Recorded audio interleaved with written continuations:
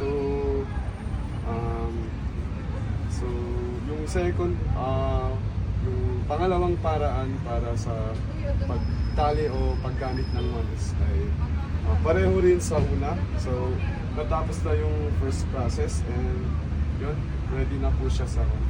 So, papasok lang to. So, ganyan. Tapos, hilahin siya. Palabas. Ganyan po.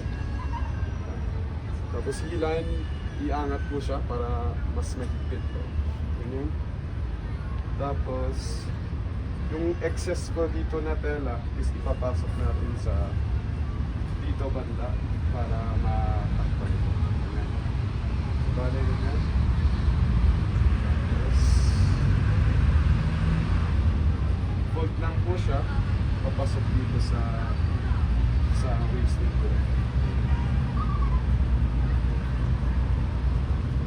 Ito, tapos ayos lang.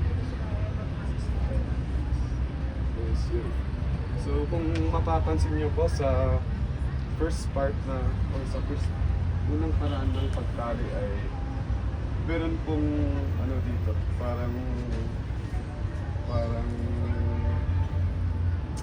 tawag doon. Basta parang may excess po siya na parang ganito kung kinikita.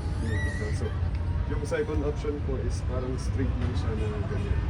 So, rectangular shape lang po siya. So, kung papansinin din po siya, ay kailangan po pantay din yung length nila dito sa harap at sa likod. So, yun lang.